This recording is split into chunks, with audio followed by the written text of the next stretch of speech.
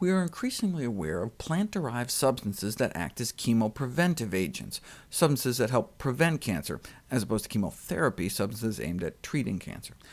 These substances are not only inexpensive, they're easily available, have no or limited toxicity. Since 1987, the National Cancer Institute has tested more than 1,000 different potential agents for chemopreventive activity, of which only a few dozen were moved to clinical trials. Curcumin, present in the Indian spice turmeric, which is used in curry powder, is one such agent that is currently under clinical investigation for cancer chemoprevention. According to their mode of action, chemopreventive agents are classified into different subgroups. There's the anti-proliferatives, antioxidants, or carcinogen blockers. Curcumin belongs to all three, given its multiple mechanisms of action.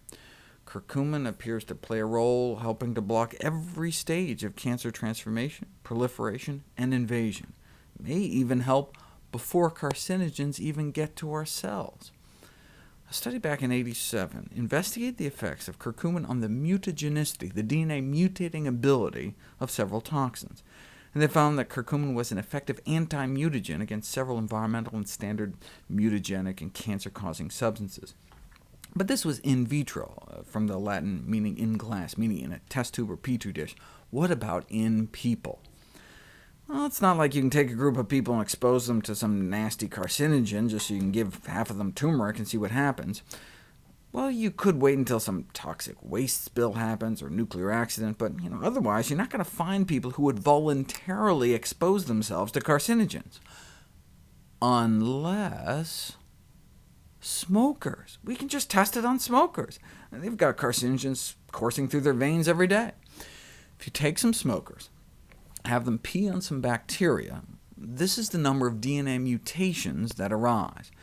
Remember, all life is encoded by DNA, whether bacteria, banana, or bunny rabbit. It's easier, though, when measuring urinary mutagens to just pee on some bacteria. The urine of non-smokers caused far fewer DNA mutations. It makes sense. They have fewer toxins running through their system. And if you have the smokers eat turmeric for a month, have the non-smokers eat turmeric for a month, nothing really happens. All right. What if you do the same for smokers, though? 15 days later, they're down to here. 30 days, they're down to here. Right. And this is not some concentrated curcumin supplement. This is just plain turmeric, like you'd buy at the store, and less than a teaspoon a day, indicating that dietary turmeric is an effective anti-mutagen. You'll note, though, on this graph, there's an even more effective anti-mutagen: not smoking.